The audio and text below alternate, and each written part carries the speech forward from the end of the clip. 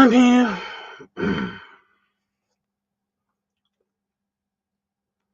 I'm here. I'm just having a bit of problems. I'm having a bit of trouble with Discord. There it is. It's working. Okay.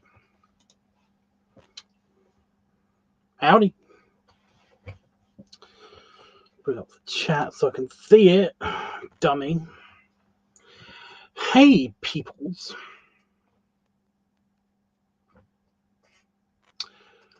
So, again, not much has really been happening. Oh, I've got to make that video.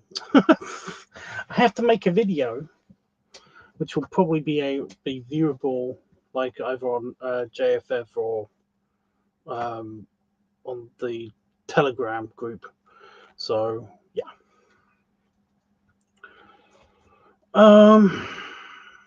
In the future, like within the week, within the end of the week, before the end of the week, whatever. It's Wednesday now, right? Yes, it's Wednesday now. Yeah. Again, not much has happened. I completely missed Mother's Day. I feel really bad about that. I did already get my mum a Mother's Day present, but like I didn't know it was this.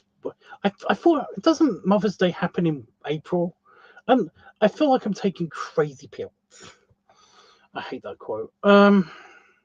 Yeah, I feel like everybody else is wrong on this one. Because what normally happens is that sometime after April, I visit my mother, and then I give her her Mother's Day present, her her birthday present, and like another day present, her Easter present. I basically like give her all of her presents, like in a visit that happens after April, which means that everything happens in April, because I normally visit her before April and then after April, right? You know?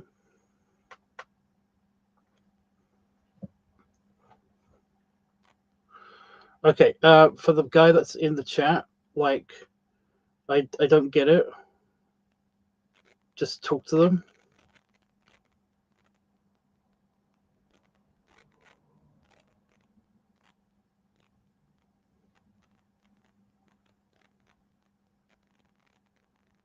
Like, as far as I understand it, I haven't got like a notification to go to their funeral, so I think they're still alive. Therefore, go talk to them.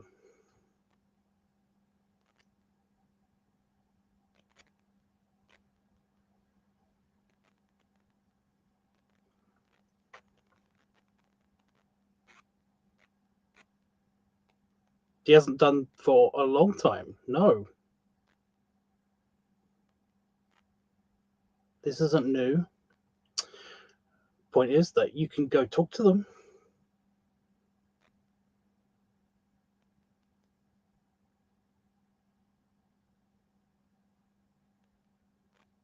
This is kind of like my blog thing, though. This isn't really the right place to do this. But I mean, I've already DM'd you. Well, you DM'd me.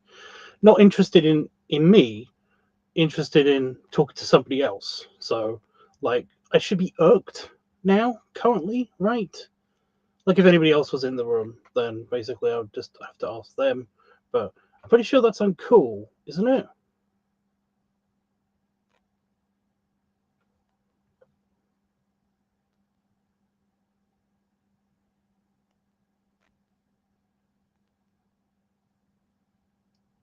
Whatever, you're forgiven.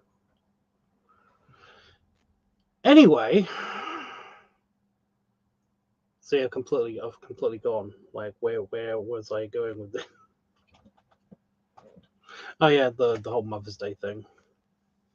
Like, I didn't know that Mother's Day was last weekend. Like, I thought it was after St. Patrick's Day. I thought, but not. Anyway, so this is kind of what I mean.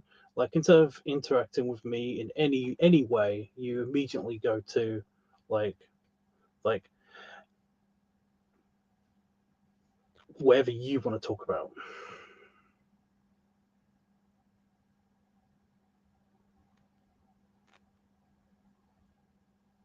I kind of feel like I'm just that.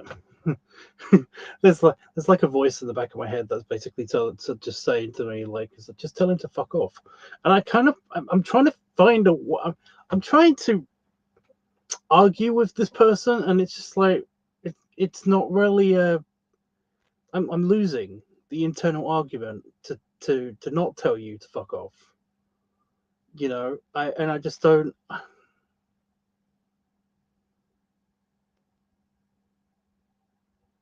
I guess I could do it more politely and just tell you to go away.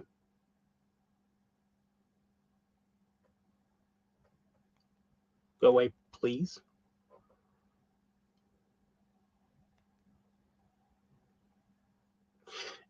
Right. Yeah, Mother's Day thing. Have been providing technical support, by the way. That's like one of my jobs I had before was like fact checker, and also like I would help. I worked for a company that basically did research on like actual real-time applications of sci-fi technology.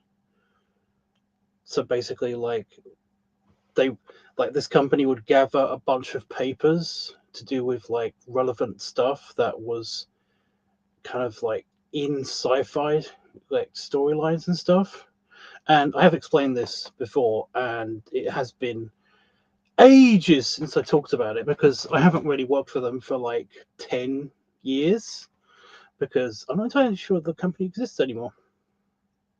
I think everybody kind of like took it into separate directions and stuff.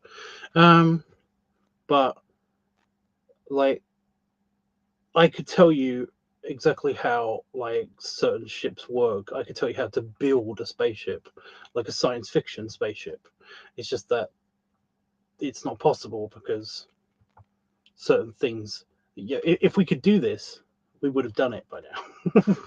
But we can't do it because certain elements are theoretical, certain materials are theoretical, certain stuff is just theoretical. For example, like dilithium. Dilithium is like a core component to convert um, energy amplification, energy conversion. It's a core component for energy conversion in a warp core, in a Star Trek warp core, and it is theoretical. It doesn't exist. It doesn't exist. We think like it could exist, but it most likely doesn't exist. And it's the main reason why we don't have a warp drive, warp core, whatever. Also, creating antimatter is also a big deal. So yeah, because like a matter antimatter reaction is the main thing that works with warp engines and stuff like that. Creating antimatter is hard.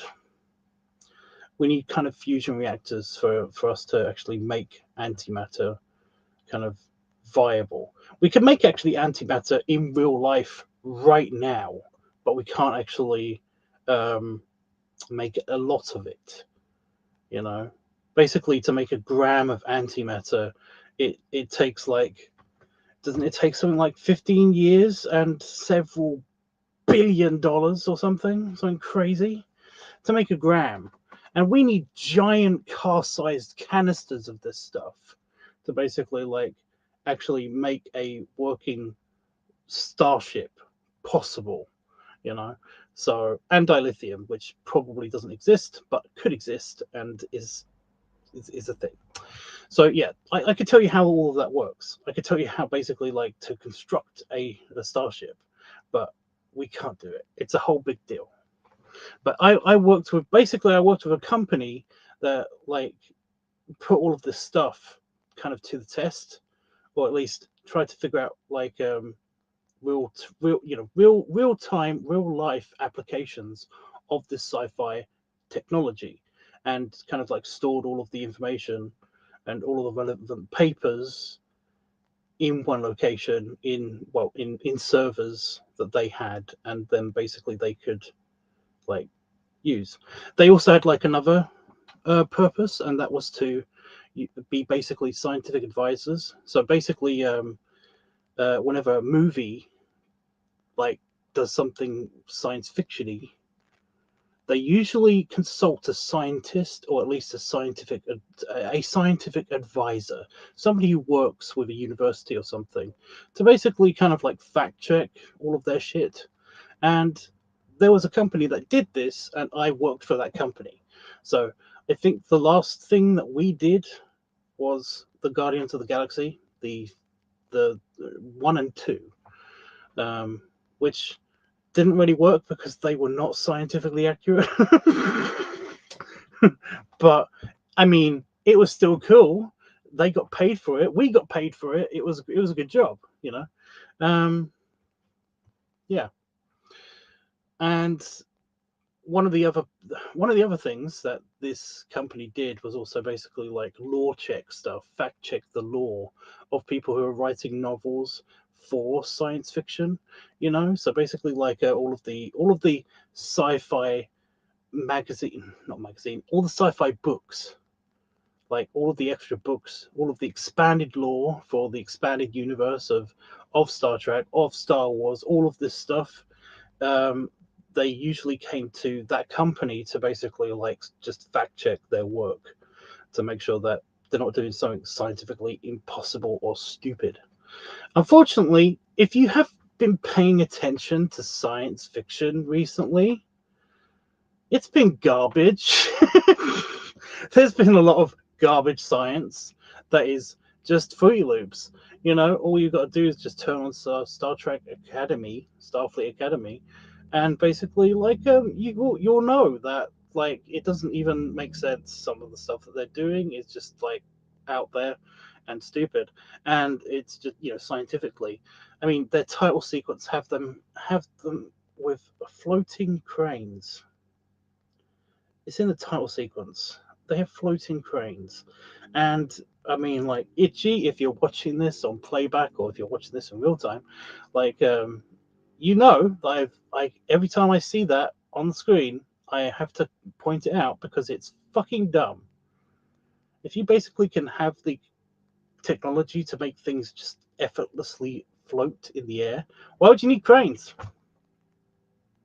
Why would you even need cranes? All right. I mean, come on. What would be the point? It's stupid. Also, this is like 1,000 years in the future. Like, shouldn't they just know how to float stuff by then? I mean, it's stupid. It's just dumb. Starfleet Academy is dumb. Anyway,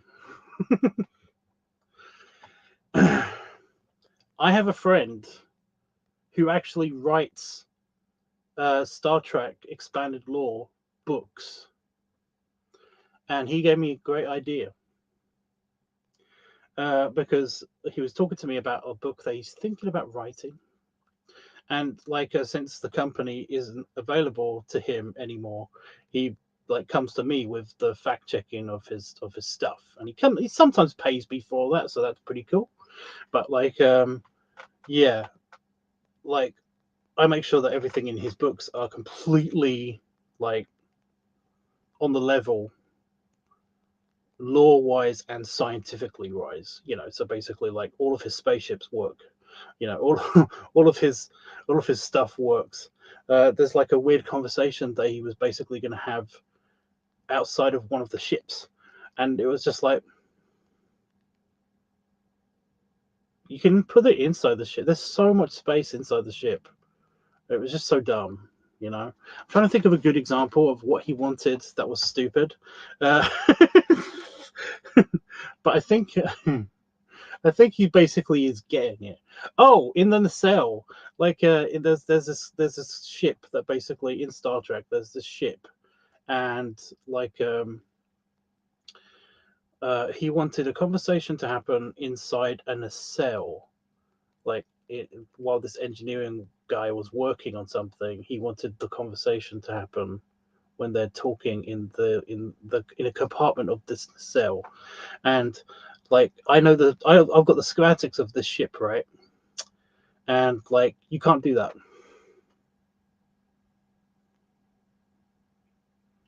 Yeah. There's no space. There is no compartment. There's no way of being in the nacelle for that to work. In real time Star Trek, by the way, there isn't. This is also a common thing. They love to have people in the nacelles. Just yeah. In the Galaxy class starship, there's like there's a whole section where you can get to the nacelle and stuff, and it's like yeah, you can be in the nacelle, but it's like incredibly hazardous, and they don't usually have people in the nacelles. Also, there's a turbo lift. No, there is no turbo lift that goes into the nacelle in a Galaxy class starship. It doesn't work. Whatever though, you don't care. It's all blah blah talk and whatever. Um. Anyway, he wanted to do a scene where they're on Starbase, Space Dock, or Space Dock One, as it's officially called. And no, like it was just there wasn't any problem with actually having a conversation in Space Dock at that time. It's just that like he wanted something cool to happen on Space Dock, and it was just like no. Like lots of cool stuff can happen on Space Dock, but he wanted this. He wanted so much stuff, so much crazy shit to happen on Space Dock, including basically like it starting to crash into Earth, and it was just like no, stop it. And I basically made the suggestion to him that there's like 15,000 people or something crazy.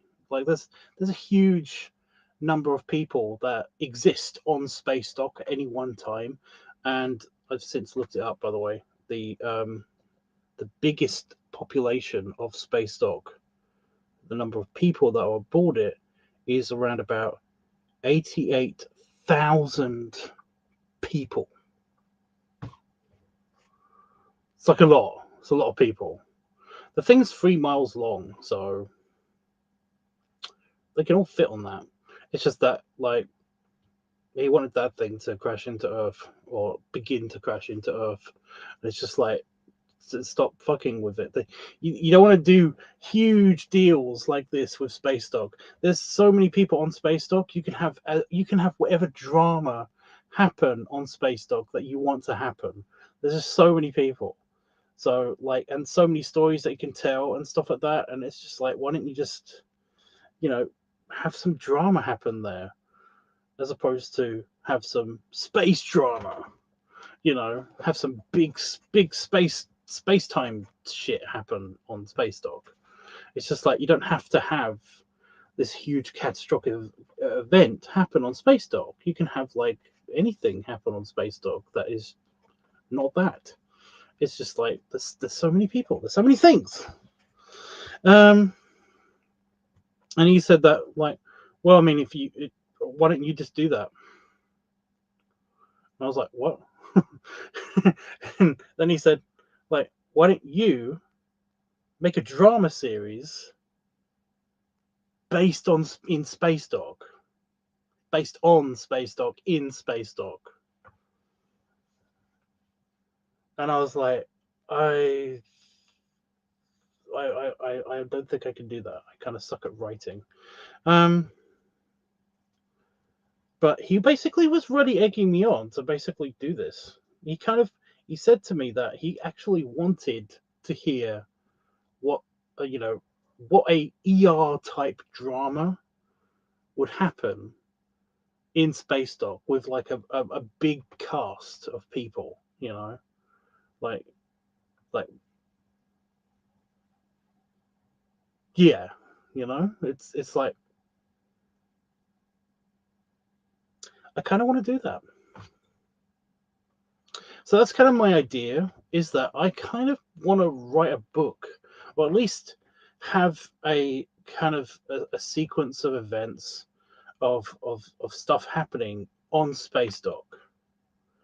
And he's helped me research a couple of things for this kind of like experiment series, whatever. Um, and I'm kind of getting into it. I kind of actually like getting into the whole like writing thing. I'm loving the research, because for the past week, like all of this week, I've been researching like exactly what I would, exactly what Space Dock like operates, how how it operates, or like what happens in Space Dock, so I can kind of map out like a good drama. Um, annoyingly, annoyingly, like looking at blueprints for Space Dock is impossible. The Space Dock has changed so much over the 200 years that it's been in operation, that essentially it's like its innards change around so much that in 200 years that it's like impossible to find accurate blueprints or layouts for the station. Obviously, I'm not going to be able to do that. I've got a basic fact sheet right here in front of me. um, so whatever drama is going to happen probably in the year 2377, all the way up to 2000, 2407. 2407 is what I should have said. That's stupid the way I said it. Yep. It's I mean, it's got 100, 1,200, no, 12,000 decks. So yeah, I'm not going to be able to like make a blueprint of the entire station, because that would be crazy pants, because it's got 12,000 decks. That's 12000. That's a lot. Um, and yeah, that number, the number of people that are on the station is like 70. It's anywhere between 88,000 people to 77,000 people. So it's like 77 is the low number. that's nuts. It's got 15,000 crew, 10,000 civilian crew, as well as 1,500 cadets. Starfleet Academy actually has a section on the station, and there's also anywhere between 20,000 to 35,000 civilians on the station that are transient, or like staying in the station, or just like passengers or whatever. Because Space Dock is a dock. It's the spaceport. It's the main spaceport of the Sol system. It's crazy. So yeah, I've got like a little fact sheet here. I even got like a rundown of all the stuff that's going to be on Space Dock in the year 2377. And yeah, I'm doing the layout for the basic like layout of the story that's going to be told, hopefully.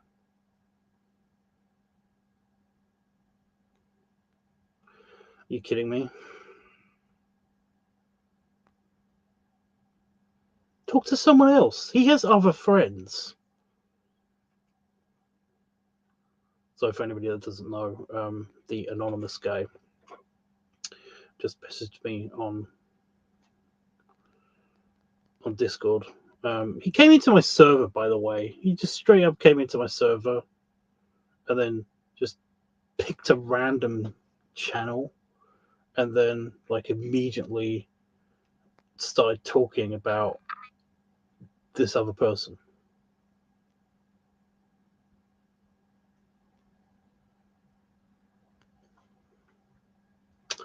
Just is kind of like messed up, I guess. I don't know. Anyway,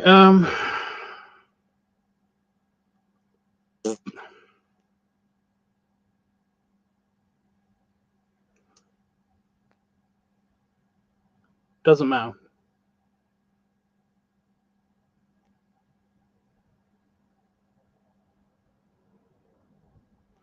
You didn't mean to be a dick. Got it. I've already like accepted your apology. Do you remember the whole go away thing that I said earlier? Do you remember that? Right. So yeah, I'm thinking about basically writing a book, and I'm doing the layout for at least kind of like almost like a oh like a periodical update on certain characters, kind of thing. I don't know. Which then I might turn into a book. I don't know. Um, but yeah.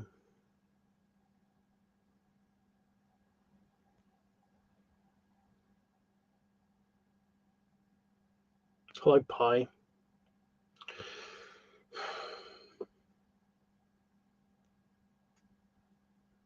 It's a thing.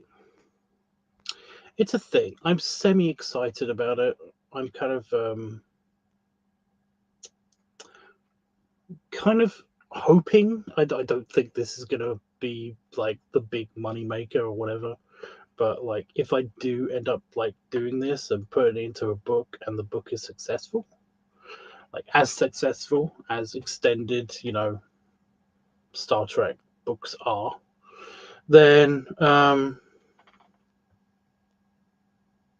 like it could be cool.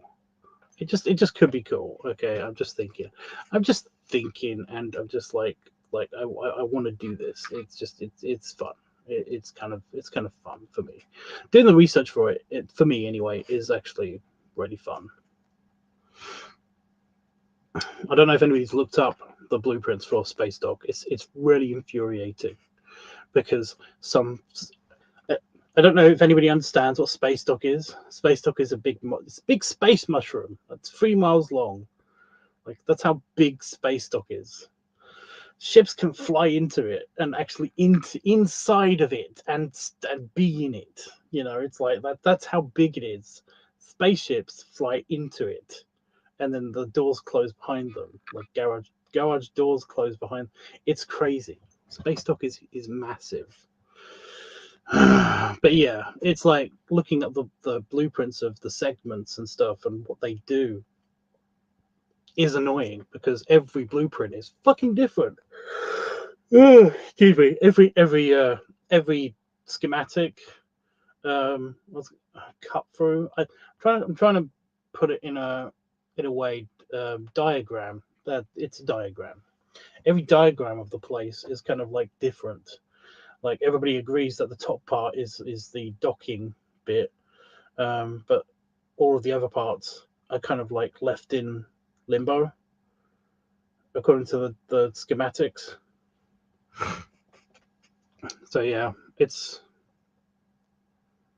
kind of lame. For example, there's a habitation section, where everybody's quarters are, and then the hotels and the kind of like recreation facilities and all that stuff. Like that's in a habitation segment, right? They don't know where to put this. They don't know where to put it. It's always different on every single thing. Like my understanding would be like it would be the bit at the bottom, but then again, I kind of understand why people put it in the middle. But I like the bottom part. It's really annoying. So I kind of am just making the map by myself, my own map, and that's hard. So yeah, I have no idea if you guys will be able to see this, but I have a tiny pad right here, and like I've got it all set up for my notes for later, because like I don't know if you can see that, like that's the very top section of Space Dock, and then like the next page is the actual Space Dock part of Space Dock. That's the internal section, and then like there's the middle section, which is just a block, and on every page it's basically like this. And I'm gonna just quickly write notes to try to figure out like where everything is properly in each section, because like it's winding me up. This section is basically like an airport, so I've got to look up an airport and then basically like write down in here like everything I need to know about airports. So because that's how that section is laid out, like. So yeah, this is going to take up my week, I think. This is the mushroom part of the middle of the ship, in the middle of the space station, and it's actually like a big dome where there's a giant park inside of that, like a big park space. It's so cool. It's so freaking cool. Oh, and this is the habitation section, but you can't really see it because it's just a yeah.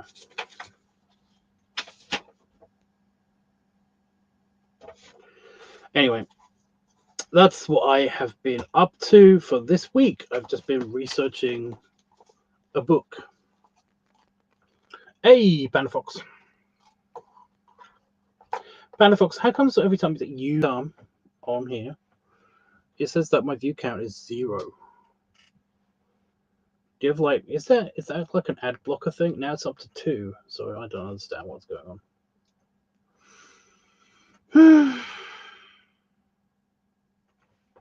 So yeah, that's what I've been doing this week, and that's something that I'm excited about. Like actually excited about. Like actually on the up and up about. So yeah. Also, this will help if this doesn't help me basically do something fun and cool and possibly make money from it, then at least I'm going to be doing something that will make money from it, because if all the research that I'm doing will probably help at least the other guy that's actually writing the book. I don't know why I'm being so flimsy with my hand. I hurt my hand. I don't know how I did this. I was playing GTA because I couldn't sleep. And I gripped the mouse so tightly that my hand hurt afterwards. And ever since then, it's just been a bit achy when I move it, when I do delicate motions with it. The fuck? So yeah, I don't know what's going on with my hand. My hand. Maybe I need to put some ice on it. That helped last time. I just like I took a big chunk of ice and I just like gripped it and just held it for a while. You know.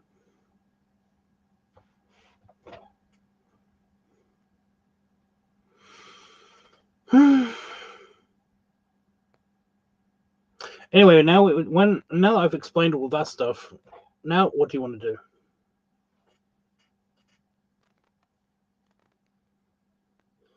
I'm looking forward to actually getting into the space drama. Like, if it was me, purely because I have a character actually in the extended universe of Star Trek, if it was me, I would actually like just have that character be the main character. You know, a chunky Tellurite guy that basically is a starship inspector that lives on Starbase, lives on Space Dock, you know, lives actually on the Space Dock. Like he's part of the crew of Space Dock. You know, that would be super fun. For me. No one else.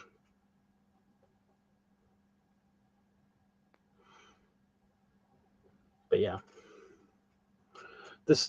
again, it's so big, and there are so many people on it that there's got to be some kind of drama happening all the time, especially with the Vulcans.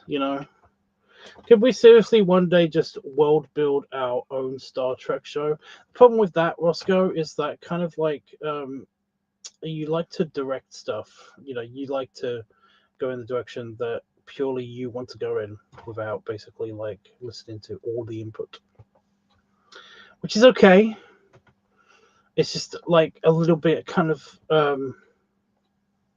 like admittedly a little bit selfish. Like nothing wrong with that. Just kind of like I don't know.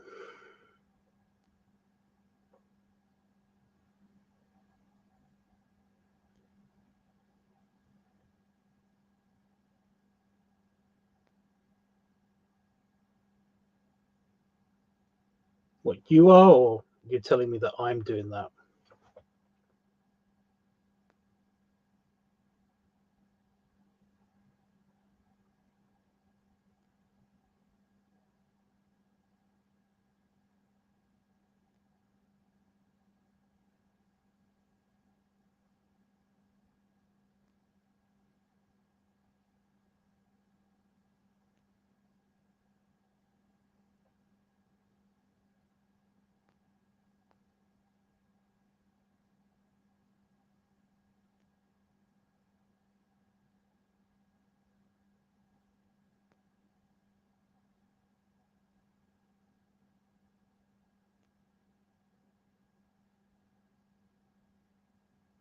Did he leave?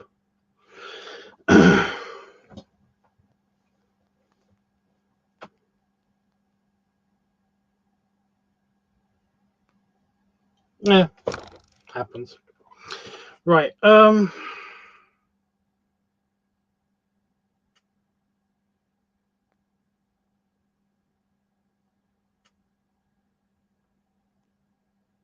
definitely would have said it in the command setting, like all about the command and the commander.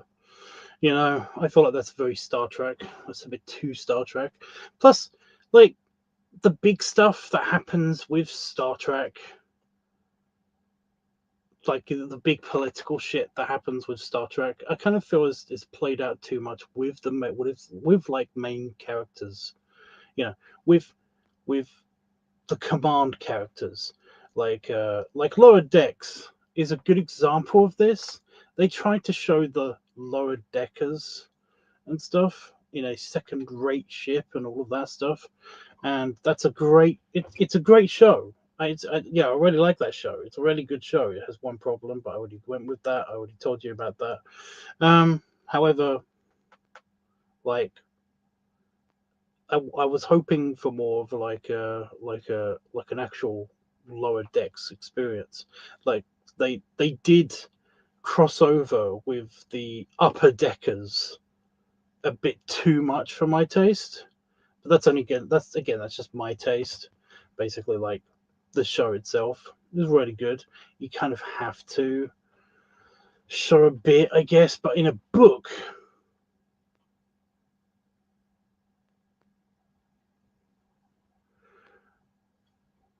I'm not going to address anything. Just leaving. Sounds about right. Yeah, but in a book, you can actually go into all of this stuff, like with the actual lower deckers, and it's not really lower decks. It's kind of like the middle decks, I guess. I'm gonna have to look up my own character. Fuck. I know. Again, I know he's a Tellarite. I know he's an engineer. I know he's a non-commissioned officer. I also know that he's equivalent rank of commander. I think. I think it's kind of like Chief O'Brien. Chief O'Brien is like,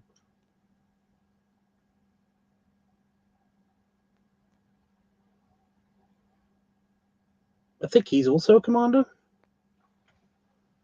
Why is everyone leaving? No, it's just Roscoe.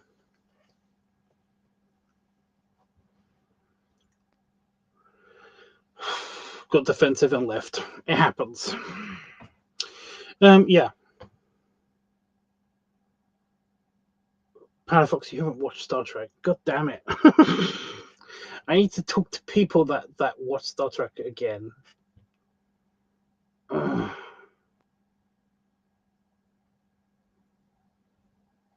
I know he's a chief.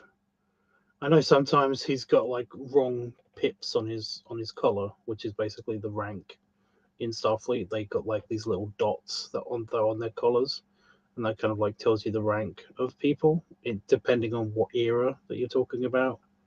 With Spath, with Star Trek Spath on their uniforms, and it's like, I don't know, he's always just been called Chief O'Brien.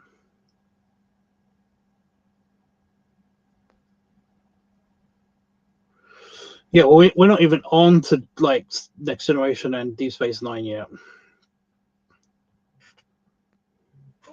And you need to watch like a lot more Star Trek before you can get into even know who Chief O'Brien is.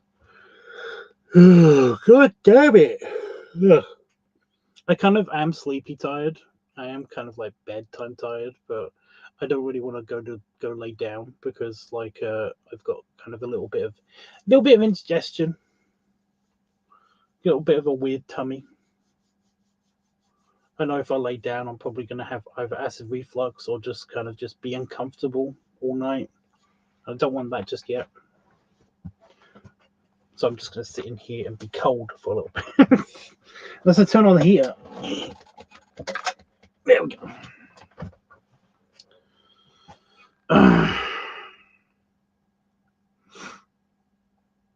Panafox, I'm talking about this giant space station. This absolutely giant space station. Wait a minute, I can actually show you a picture.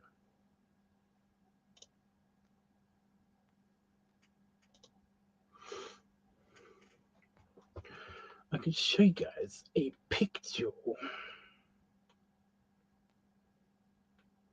Gotta find a good one of Space Dog. It's a shame I can't just put like a GIF up on here,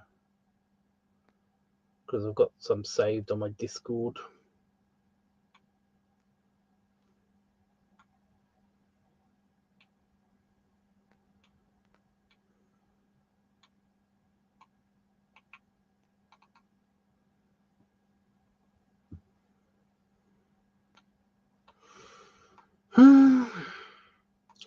Yeah, Space Dog, the giant space mushroom.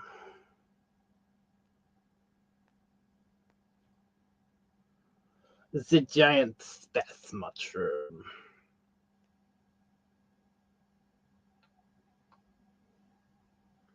Ooh, can I actually put multiple files? No. One at a time. Got it.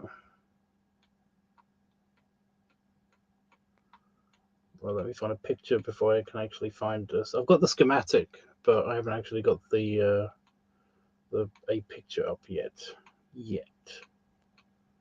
Of the exterior of Space Dog. Space Dog, where are you? I was looking at it earlier, so I know it's on here.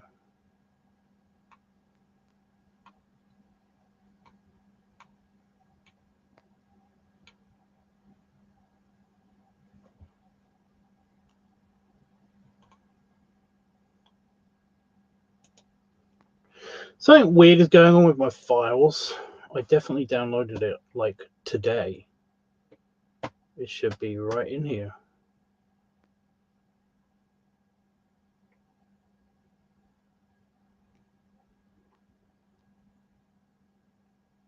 Well, there's one, but it's a really bad. Yeah. So that's Space Dog.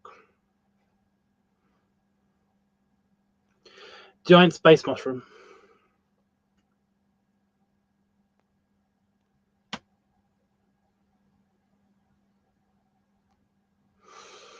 What did I eat? Shepherd's pie and a Cumberland pie. I ate a Cumberland pie, and then basically I was still hungry, so I ate shepherd's pie as well. But yeah, that's Spastok. I love that thing. It's like my favorite space station. It's so cool. So you see the very, very top of it. Like that is a bunch of antennas, um, backup generators, and also subspace relays, all that stuff, as well as actually it's got like the command and administration stuff. So like all of the Starfleet offices and stuff are like up there. Then you've got the cap of the mushroom, and that's where spaceships fly in. They basically fly in, and they've got like a shielded location, so they're kind of shielded from space in this space. So I never understood the space station compared to the ships. Like, how long did it take to build that? I wonder. Apparently, like 3 years for it to be completely constructed, for it to be completely finished.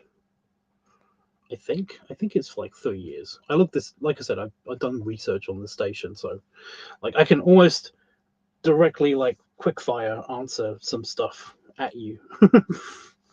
But like from conceptual stages all the way up until its completion, it took like 3 years.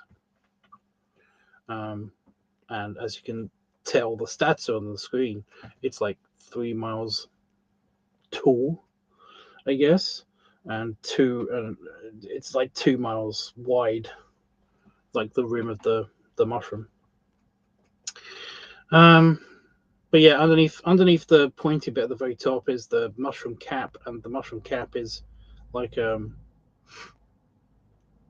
like a big space dock. It's basically an airport. So yeah.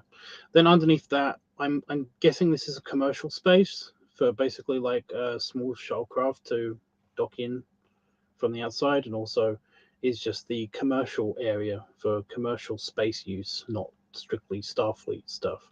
Then you've got this dome thing underneath it, underneath that, and this dome is actually that's where the park is that I was talking about. There's a big park in there. It's a big biodome, and inside that is a big park with like a with two lakes, a swimming pool, an amphitheater, and a soccer field, complete with stands and everything, as well as like a small foresty space as well for you to walk around in. It's freaky, but it's so cool. I mean, it's so freaking cool. Oh my god, I love this thing. And then underneath that is the long tubey section, and that's where everybody's quarters are. And then underneath that is the labs and manufacturing and engineering stuff.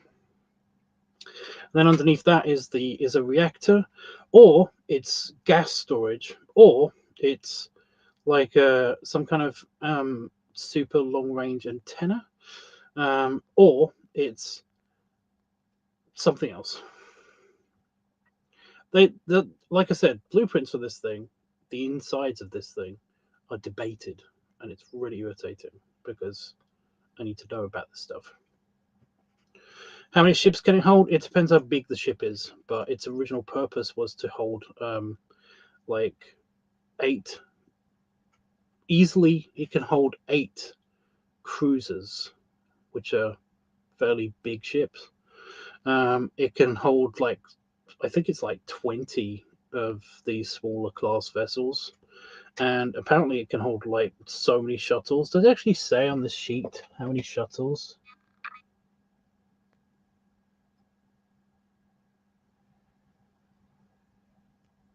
No. It doesn't say how many shuttles, but like there are like hundreds of different. There's basically like 25, 26 different kinds of shuttles, and it can hold hundreds of them, like a lot.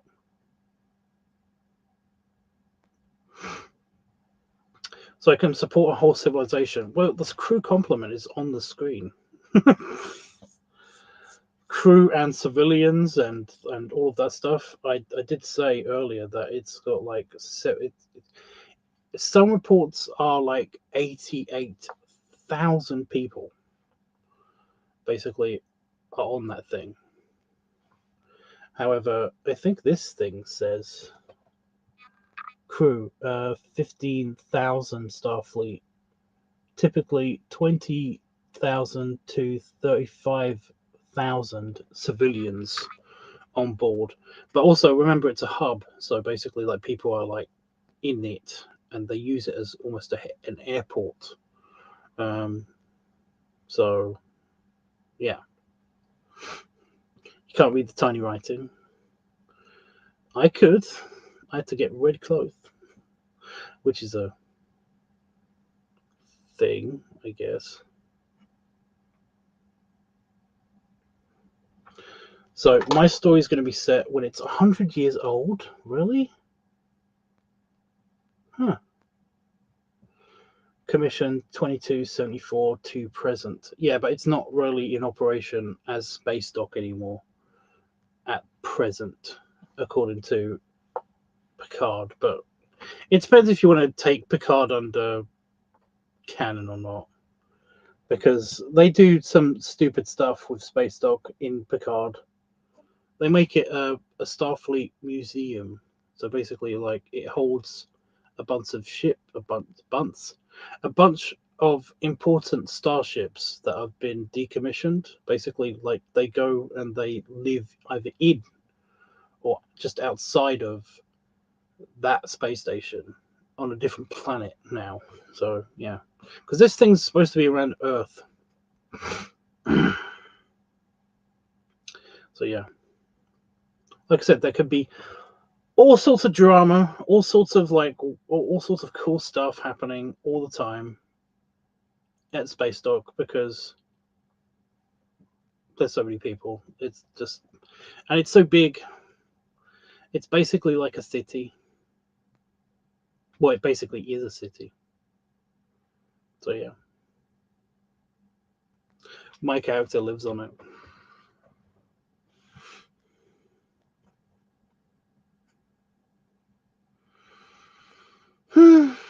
It's so cool. I love Space Dock. Space Dock's so good.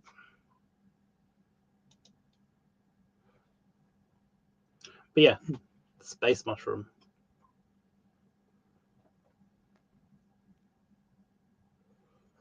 It's like since I was a tiny kid, since I was like a really tiny kid, and like my parents put on Star Trek on tape, like in on TV, like the movies. I think it's in the third movie.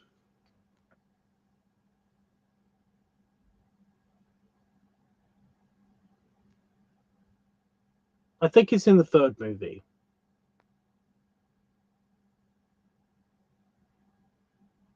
Yeah, Star Trek: The Search for Spock, like the the third movie of the classic movies of the Star Trek movies. That's when Space Dock was introduced, and ever since then, like when I watched that movie, um, when I was a little kid, I was like, I want to live on that. I want to live on that. I love that. I want to live on that. It's so cool. So yeah, now I'm writing a book where I get to basically like kind of live on it.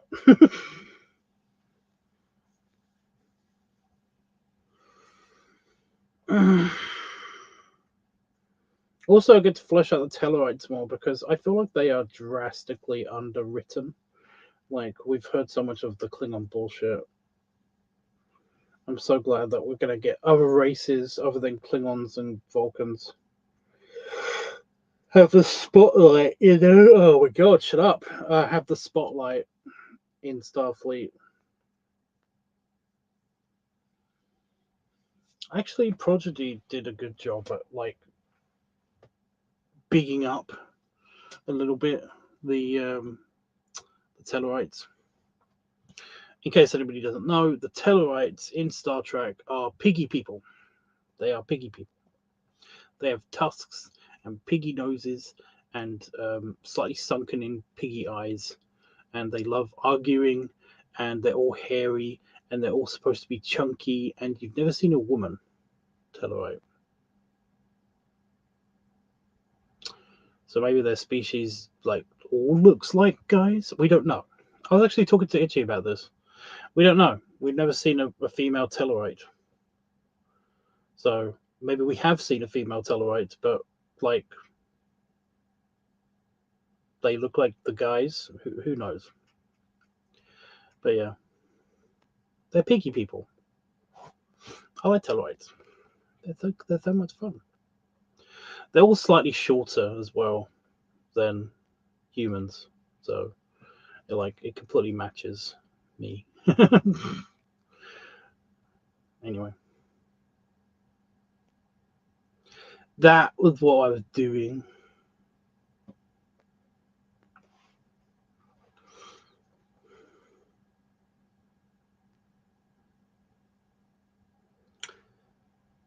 Space mushroom.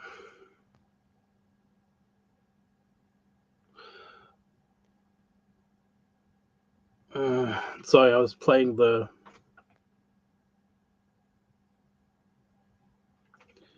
cactus juice, Ang, the not Ang. God, I can't remember his name. I don't remember names. You know that. Are you kidding me? Are you really interested, or are you just saying that because you like me?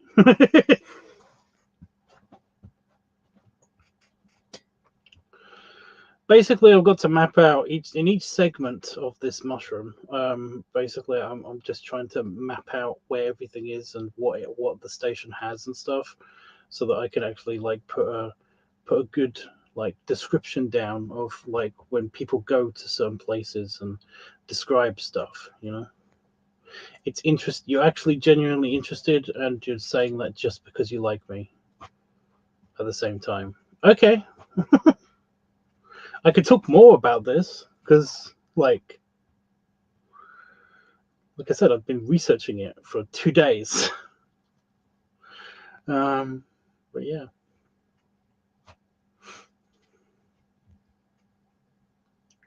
it's got so many restaurants, even though everybody basically doesn't cook because they've got replicators. Like in some schematics, that thing on the bottom of it, the big ball, is actually like a big fusion reactor.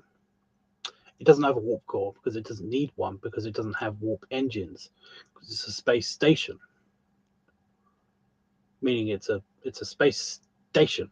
It's a station that stays there. So it doesn't need a warp core. It doesn't need huge amounts of energy to do anything. It basically has like one really big reactor on the bottom that is pretty powerful enough, and that's fine. Kind of like Deep Space Nine. Deep Space Nine never had a warp engine, and yet somehow made a warp bubble around the thing in the first episode of Deep Space Nine. Oh, they're lame. But yeah.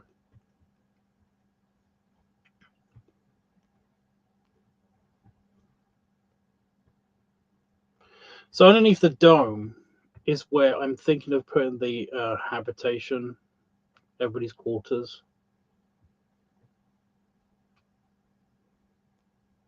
Even though some schematics have it above the dome. It's just that there's no real safe place to put it. Traditionally in Starfleet design, like their design Bible, they essentially like put all of the crew quarters and all of the crew stuff where all the people are going to be mainly located. They put that in the big saucer section, right? So if you imagine a spaceship like a Starfleet vessel, they put them in, like, imagine the Enterprise. You know what the Enterprise looks like. The big saucer, that's where everybody lives. The thing underneath it, the big drum that's underneath the saucer section, connected to the big pylons with the nacelles, like that thing is where all of the engineering shit is. It's called the secondary hull, and it basically sometimes is referred to as the engineering section. And that's where all of the high energy kind of like dispersions and shit is radiation, you know? Like, there isn't any radiation. But if there was, it would be in that section. And that's why they keep it separate from the saucer, big saucer section. Like, it's far enough away from the engines, so if anything goes wrong with the engines, they can cut off the neck, and the saucer section can fly away, and then the engine will blow up or leak radiation or something. You know, that's Starfleet's kind of design philosophy. Like, all of their ships kind of have this iteration of factors of like how it works. One of the reasons why I don't like Enterprise super much is because they kind of like immediately throw that out, because like they don't actually have an engineering section. At least they were going to put one in, but they didn't get the. I think in season 5 or something they were going to actually add an engineering section to the ship, because the warp core is in the saucer, and that's wrong. But yeah,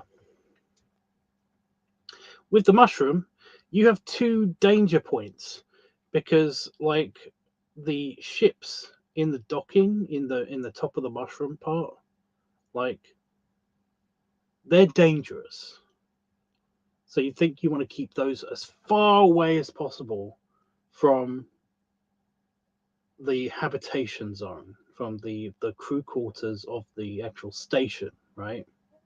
However, at the bottom of the ship is where all of the engineering stuff for the whole mushroom like happens, and that means that you would have to have the habitation zone in the middle. But you can't do that. You can't do that because you're equidistant away from both of the danger zones of the ships. For example, like if there's like a catastrophic warp core breach or something inside the mushroom from one of the ships, for example, then like you're fucked.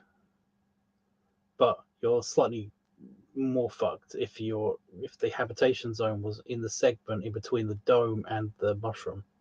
You know, it's a whole big thing with design, with Starfleet design. So, yeah.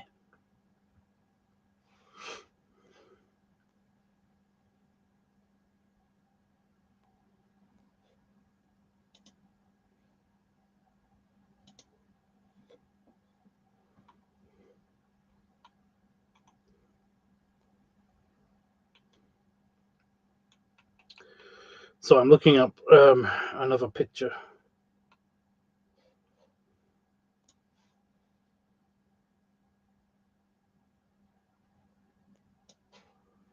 Oh, here's a good one. Although I don't think it's got enough detail.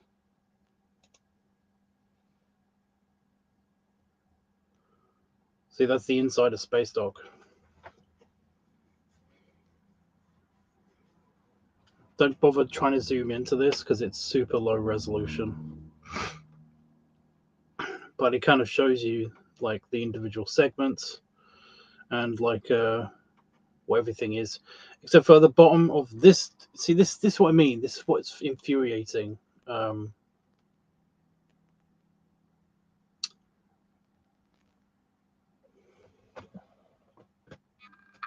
Yeah, see, it's got the research. It says research for that segment that's underneath the dome.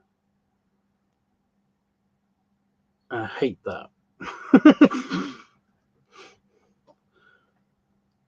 It's got the habitation. It's above the dome, and that's even worse for me. I just don't like that. I feel like the Starfleet quarters might be in that section, at least in some of that section, but like, you know, the actual habitation for the civilians would be underneath that. Also, it says that the big ball on the bottom is a resonance chamber for the antenna, for the communications antenna, which is wrong. Like, it does other things. But yeah, otherwise, I love this diagram. I love diagrams like this, you know. I've got like one of the Death Star that's like this, but it's kind of like stupid because the Death Star was dumb. It's, as a spaceship, the Death Star is stupid. But yeah.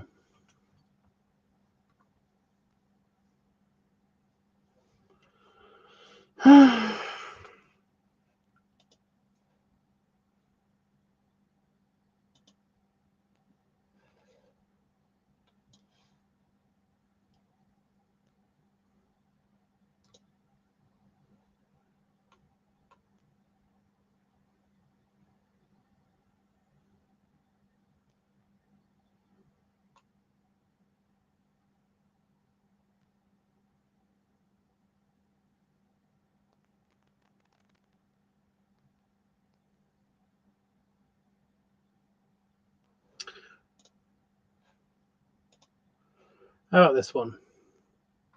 So this is what I mean by a typical Starfleet vessel, because this is like the one from the original series. So yeah.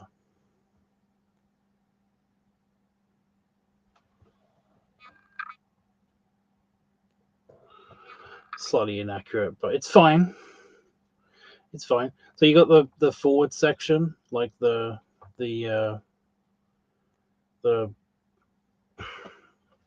wish I could use a pointer. The saucer section is the thing on top.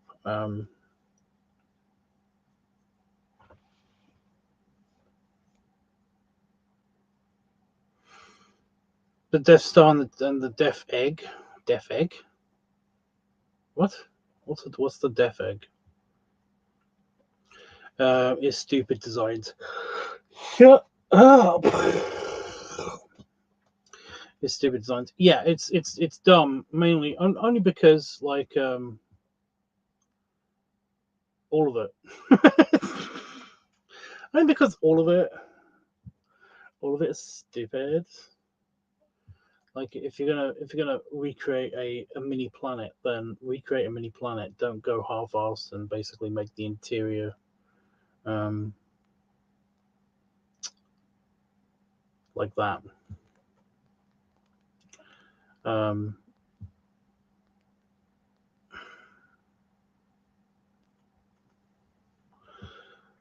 It's a 1-for-1 copy of the Death Star, only with Sonic. Yeah, oh my god! Only with Sonic design on it. Also, yeah, okay, I can see that. Does it have hyperdrive though? Does it have a hyperdrive? That thing's ridiculous. The whole thing that it's like it's got a hyperdrive. Which means that the first Star Wars movie, and I mean the one that was made first, not the other one,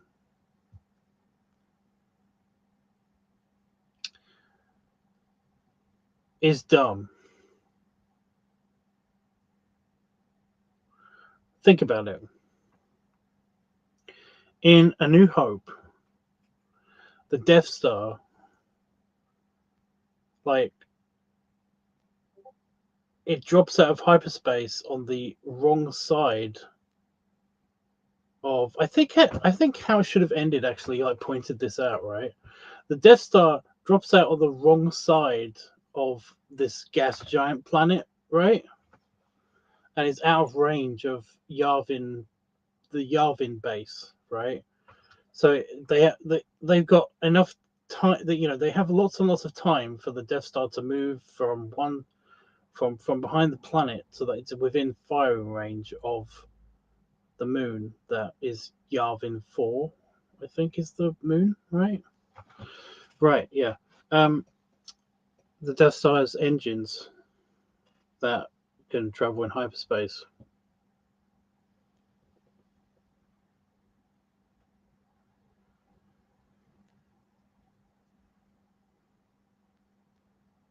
You see the problem? As a child, I saw this problem, As a child, I saw this problem. I remember being like 4 years old or something stupid. And then just like asking my dad, like, it's like, how did it get there? How did that big ship get there? And he was like, it's got engines that can do that. It travels through space. It's a spaceship. It's a big space station. It's like, isn't the space station stationary? The space station stationary.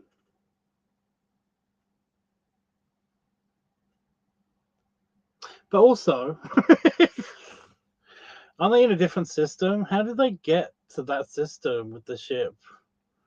And then my dad explained that it's like, well, they've got it's it's a thing. They traveled there from another system, like what the Millennium Falcon did. It's a mobile weapons platform.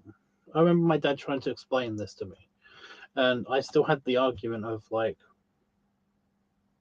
if they got to that system,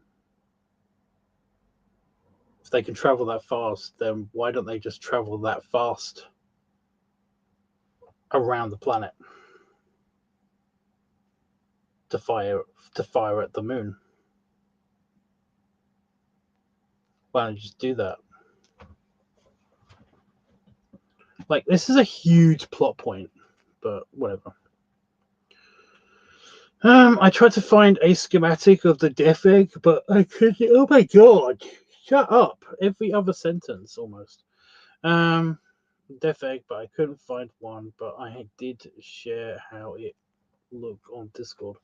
Oh, was that ping? Was that bad ping?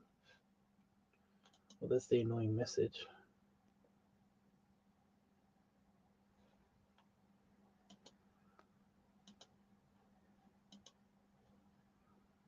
There it is.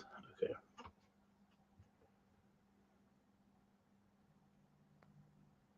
Pretty sure that isn't as big as the Death Star, but okay. Do you know how I know that? Because it's inside an atmosphere. The Death Star was massive.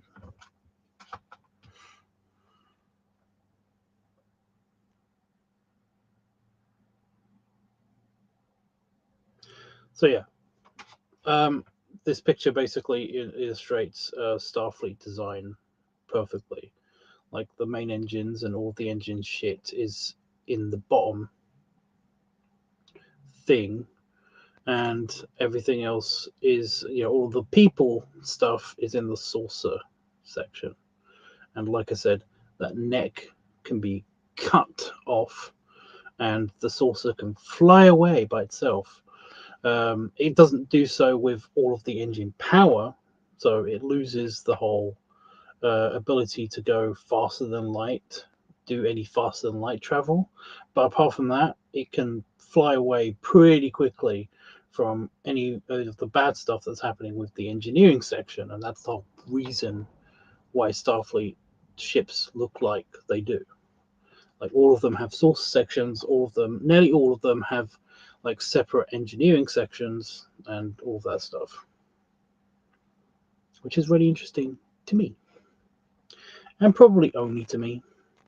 So yeah, when you have when you have the giant mushroom, it's like there are no kind of real, like, there's engineering parts of this, but none of them are kind of like super dangerous, because the only like power source that this thing has is um, a fusion reactor, which when it goes wrong, it turns itself off.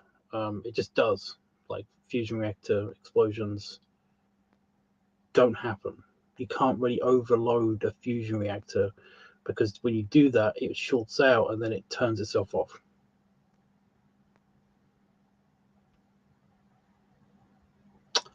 So yeah, well, these kind of fusion reactors anyway. So yeah.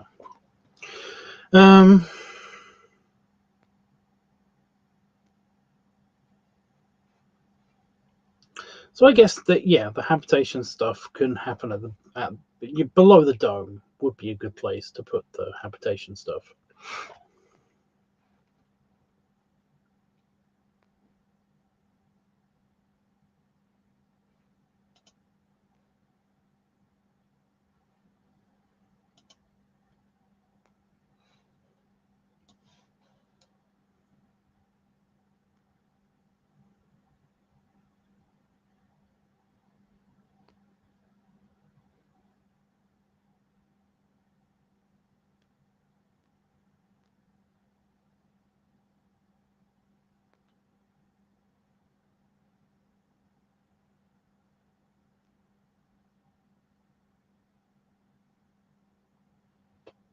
So I'm trying to find a really good picture.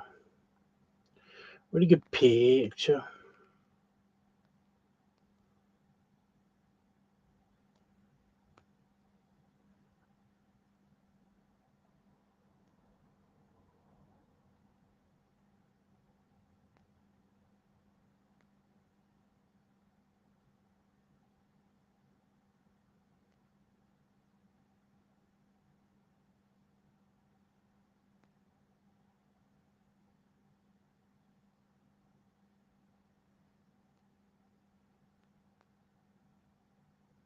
It's really hard to concentrate on this and talking at the same time.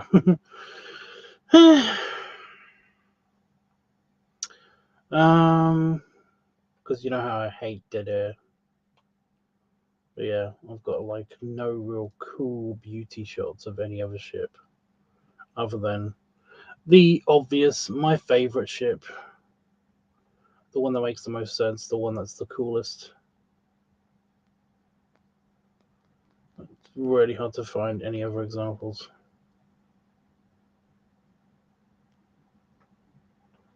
on my computer anyway.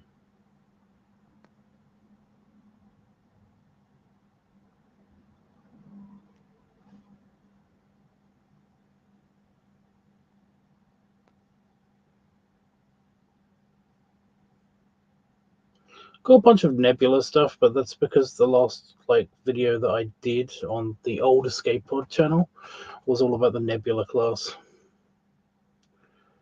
Yeah,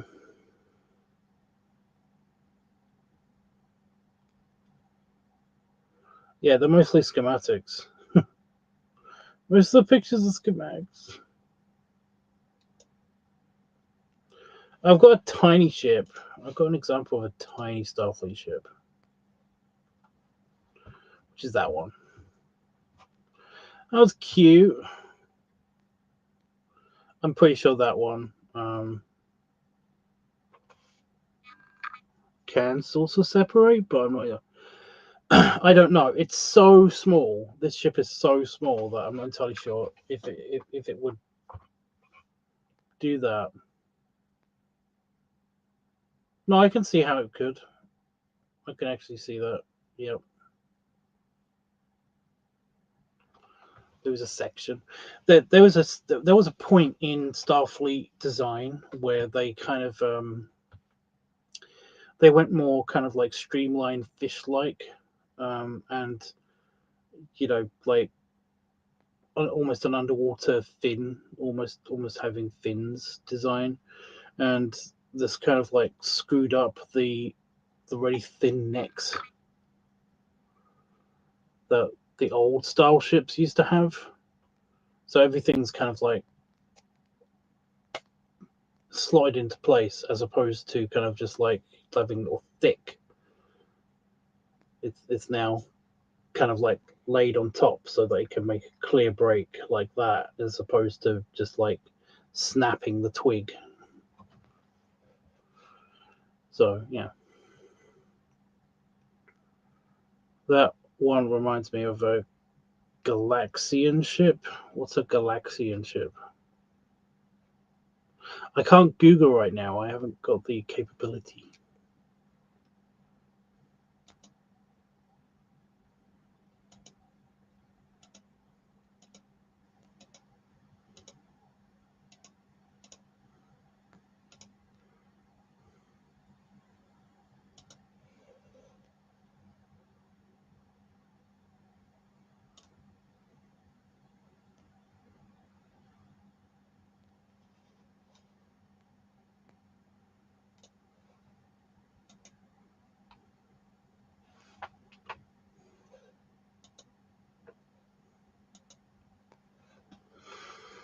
Oh, fuck it. Here's my baby. Let's have a look at my baby. I like my baby. She's so cool, you guys.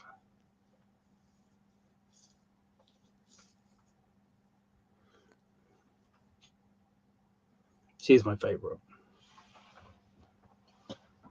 I have talked so much about why that is the best ship.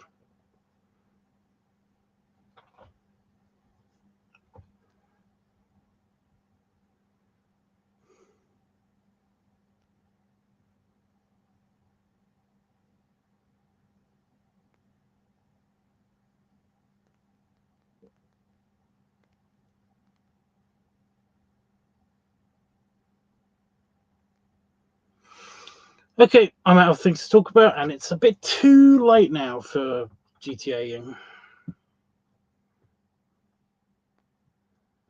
Unless you want me to bore you about, like, again, how this is so good. This ship is so cute. See, this one can actually still saucer separate, but the problem with that is that when it does that, it needs a space dock or a dry dock, like a space dry dock, to actually like put it back together again. It can go back together again. It's just that like it would not look pretty because when it separates, a bunch of hull plating actually like flies off. So yeah, and I've been discorded. That is weird.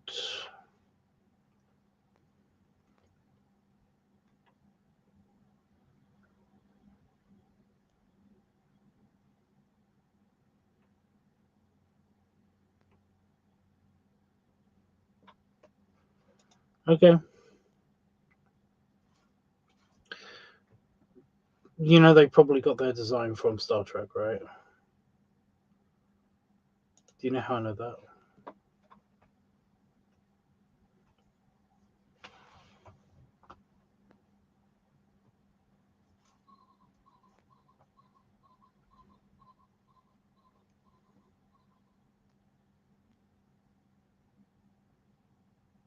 Loud bird. Do you know how I know that they got their ship ideas from Star Trek? Lots of people got their ship ideas from Star Trek. First of all, when did your thing come out? I know the date. I know it's probably way before yours.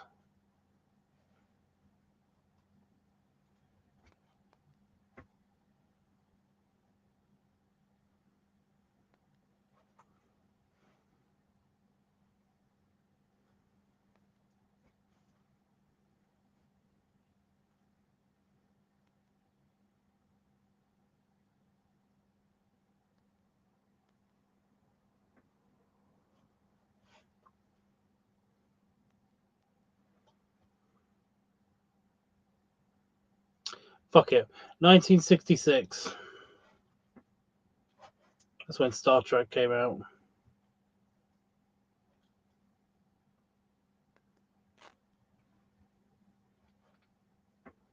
Just celebrated its 60th birthday, by the way.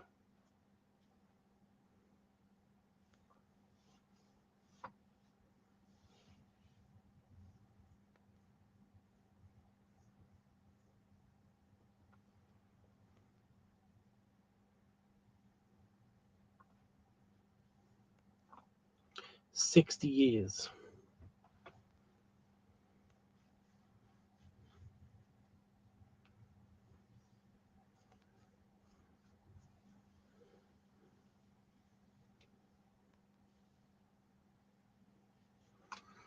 So that's like after two of the Star Trek movies came out.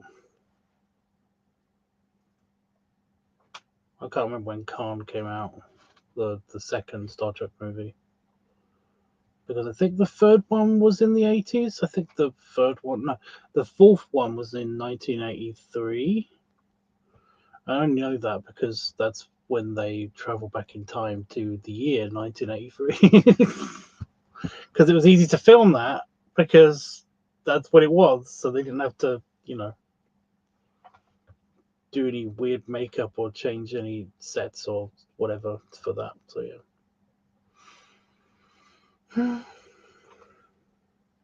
So yeah, 1966.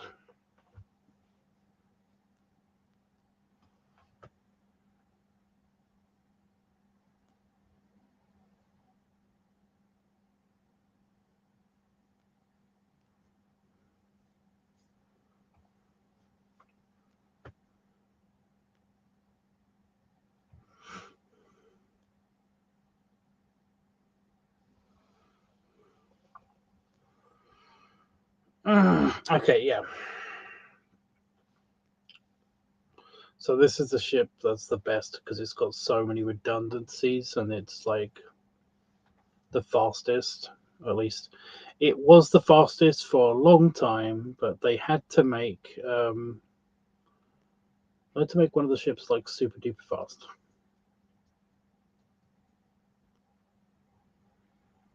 I'm pretty sure it was the Enterprise. I'm pretty sure it was like the Galaxy class. No, it wasn't the Galaxy class. This thing was still faster than the Galaxy class by a lot. So this thing was like super duper fast.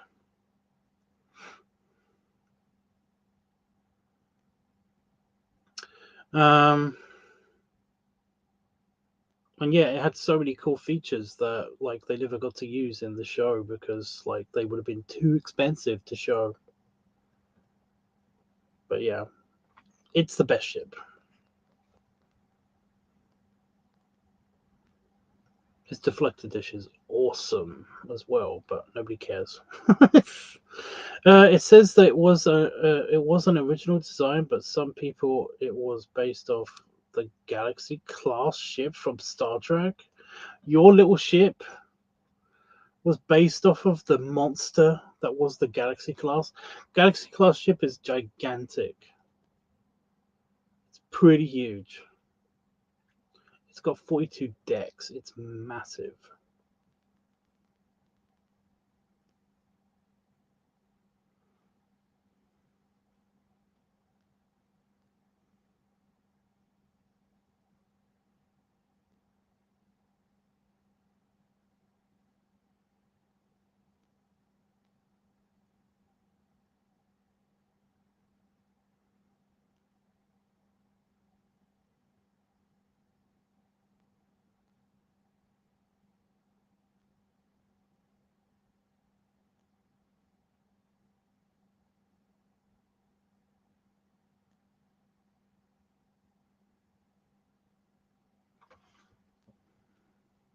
But the ship it looks like came out a year later.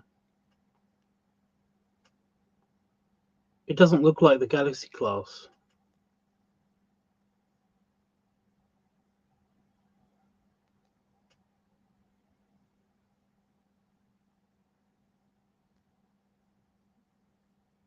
I'm saying that's wrong. I don't have a picture of the Galaxy class.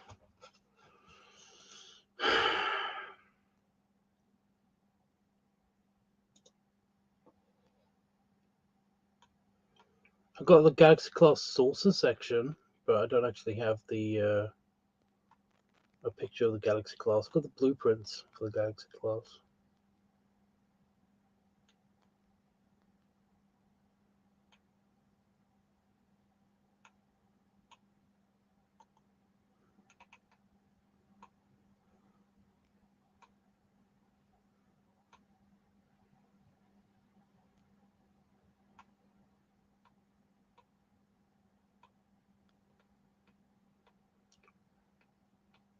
Yeah, it doesn't look anything like the Galaxy class ship.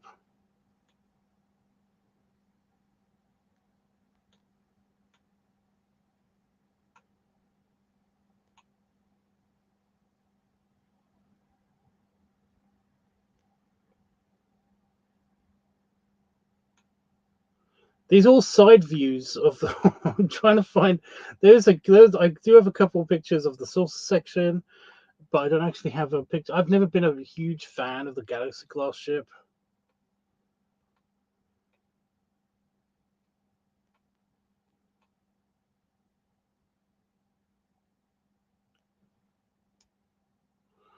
Nope. No. Nope.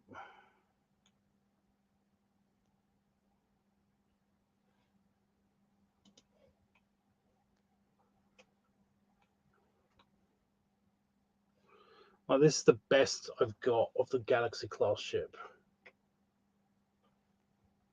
It's the one behind the Nebula class. Everyone assumes that basically these are made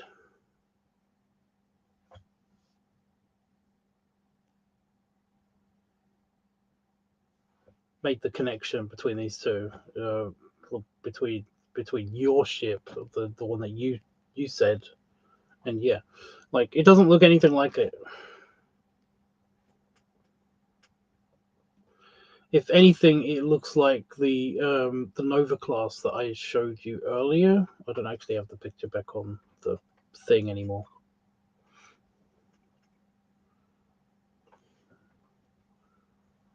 And even then, it doesn't look super similar. It kind of looks like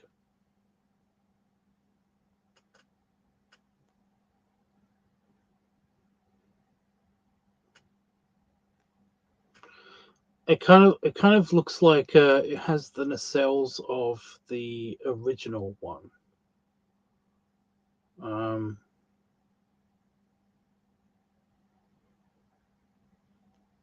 Yeah.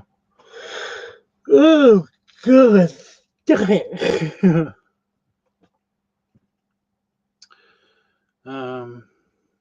Yeah. Okay, so Galaxian Galaga and Space Invaders were heavily designed with Star Wars in mind, not Star Trek. Okay. Star Wars is just like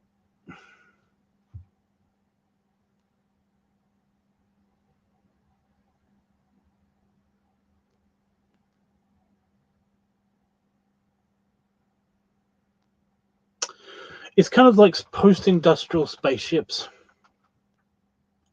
Like I'm trying to remember the actual. There's a term for the way that Star Wars designed their spaceships. That Star Trek. Star Trek has been very kind of like functional with the way they design their spaceships. They design them to make them look like they would work, you know. Whereas Star Wars doesn't really have a kind of like a methodology behind its construction. They kind of have like the big impulse engines, you know, the big almost rocket like engines, the big electric rockets that kind of like that I was going to say don't exist, but they kind of exist, but we don't really use them that much because they're not really perfected. um, and you don't really have a real sense of how they actually function. Um, Whereas Star Trek has the whole functionality. You know, every ship has to have like a big dish on the front of it. You can kind of see in both of these ships. Like they all have to have a big dish on the front of them to push away space debris when it goes super duper fast, you know. And they have to have these two little nacelle things because these are the things that warp the space around the ship to make it fly super duper fast, you know. Like it has a whole design function of like we want to keep the engine separate from the saucer section, like from the people, like so the ships are designed in this way. It's got a whole kind of language, a designed language to it. Star Wars doesn't have that. They have very basic they have geometric ships, you know. They have incredibly basic designs. They look complicated because they've got like a bunch of stuff glued to the outside, you know, the kit bashed kind of like stuff, the groibles or whatever you want to call them, that's kind of all stuck to the ships and stuff to make it look like it's functional and like it's yeah, that's called something. That kind of design is a name, and I can't remember what the fucking name is, and it's really annoying me.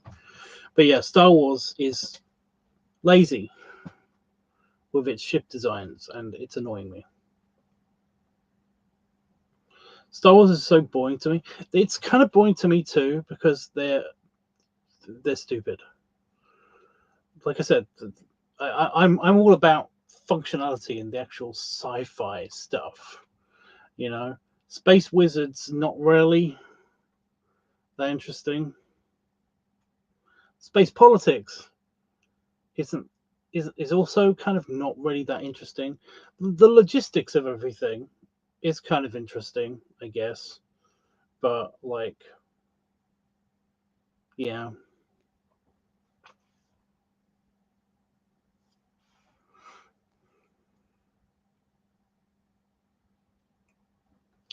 So everyone's always just like going on about how great Andor is, and it's just not really that interesting. They got a lot of space science right. I did like that about Andor, but they didn't really focus on that, and that's fine because I get it. People are more into political dramas and stuff for some reason. Um, but it was just kind of like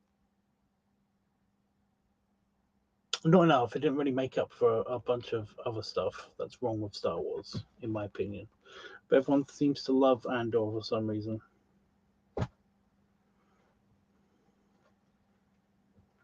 I did always like how they have to be all like, the Empire is bad. It's like I know that, yeah, but they're doing bad stuff. It's like, they're the baddies.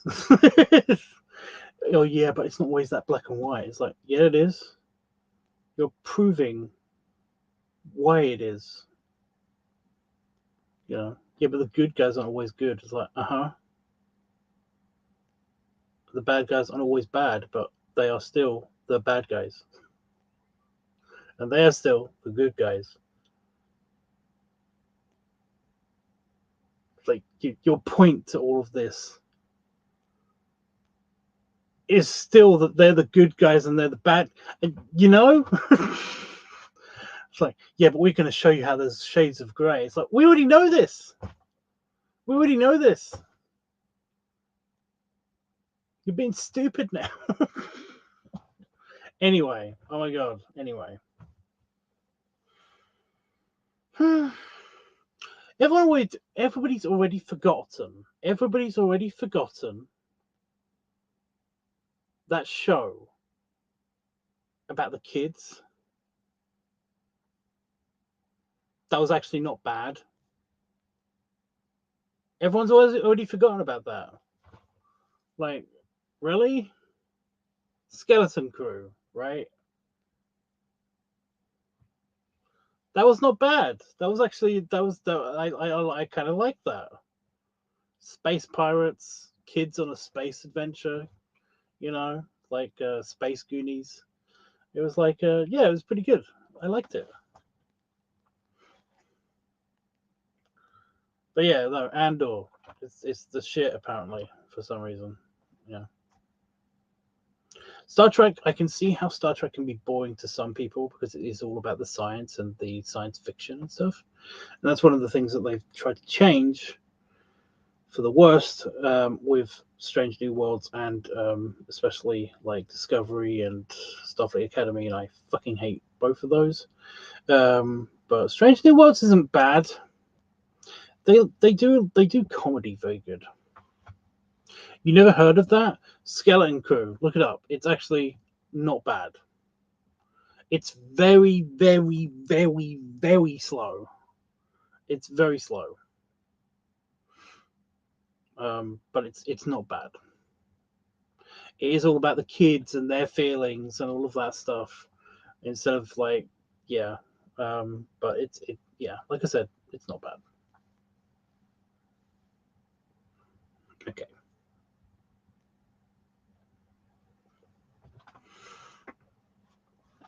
It's also really obvious.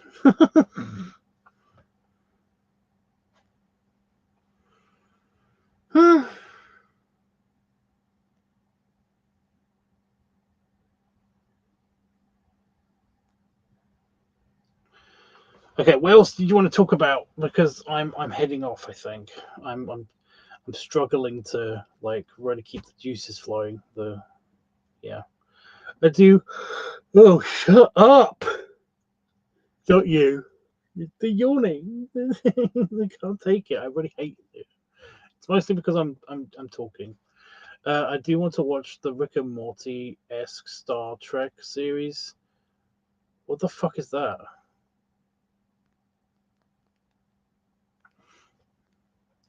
I kind of lost interest in Rick and Morty.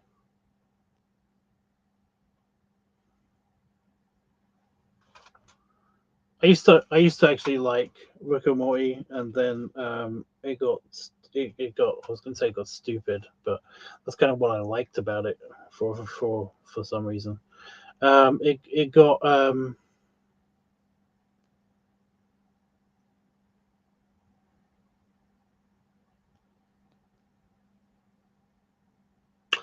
there's a bunch of stoner humor. That's it, and it just kind of put me off.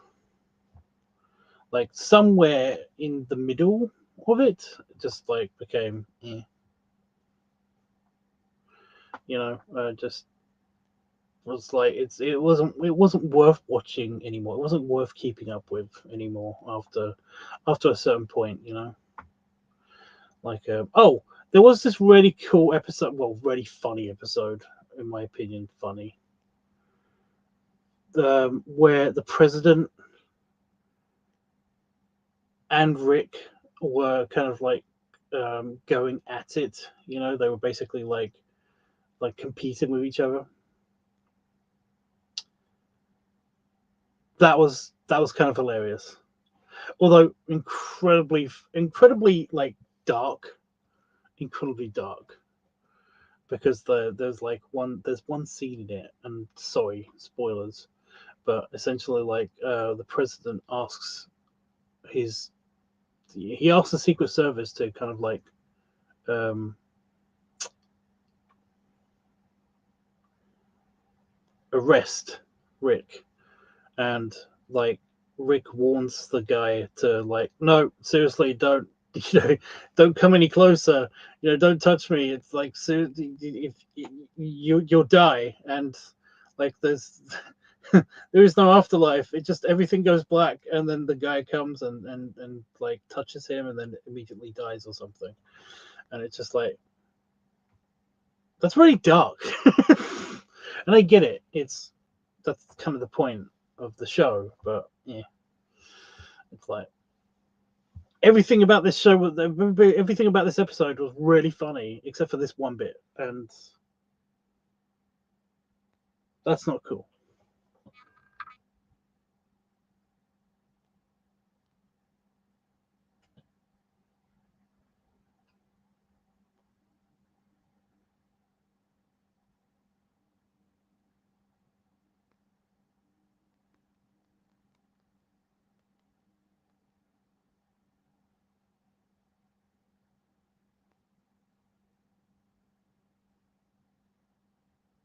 There's a bee outside.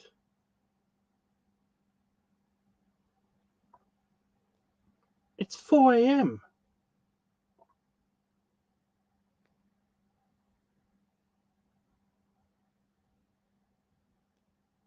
The fuck?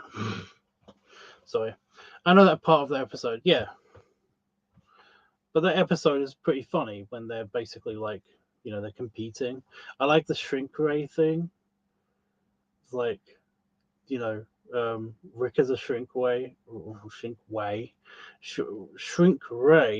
and like the president like gets his scientist, and his scientist gives him some tablets or something, and then he starts shrinking, like as if to say, I can do that, and as he's shrinking, he's like, is this supposed to be really painful?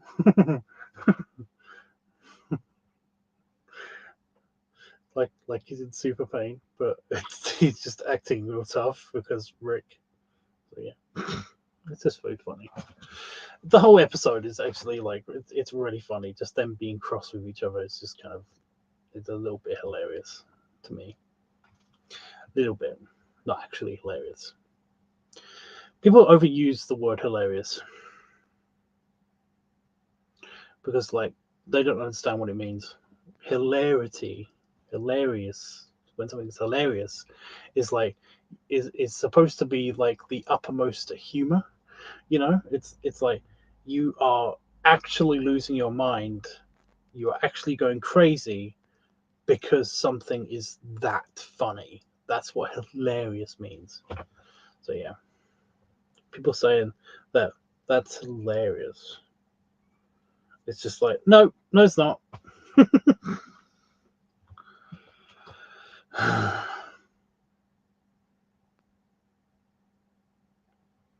can't remember what comedian it was that said that somebody basically like gave this as a thing.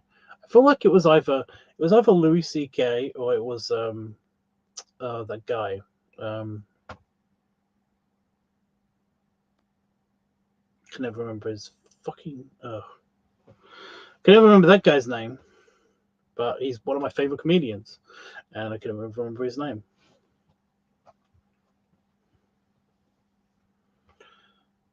I've mentioned it before in the previous live streams, and there's possibly a link somewhere on Discord to that guy because I remember posting something about him maybe a couple of years ago, so it's probably long gone, but yeah.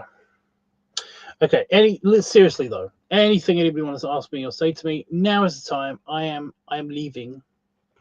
I'm too tired. I'm too mentally exhausted. I used up all of my brain juice today with the research, with the hard research. Lots and lots of hard thinking about science stuff. Yeah, there is a bee outside. Although it's a wasp that wants to find a nest. Because I know they do that.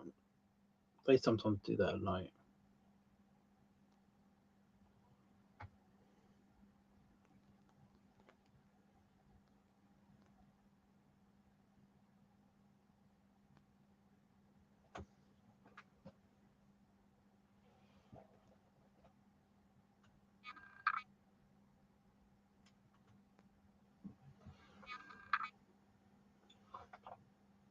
Hello. Okay, no one's got anything they want to say to me before I leave. So, yeah. Ugh, I do not know when I will be back. But yeah, I need a new vest. Look at this thing. It's got a huge rip right here. It's for my braces. Like I got another one on this side. Got little holes on this side. It's from where my braces basically like are when I've got my pants on. But yeah. Anyway. Belly rubs. And scratch. And belly salute. And yeah, I will see you. Belly scratch.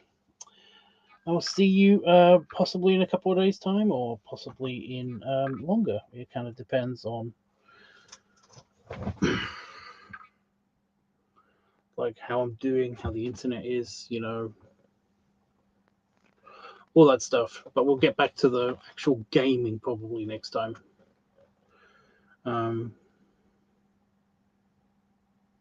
Yeah. Okay, bye.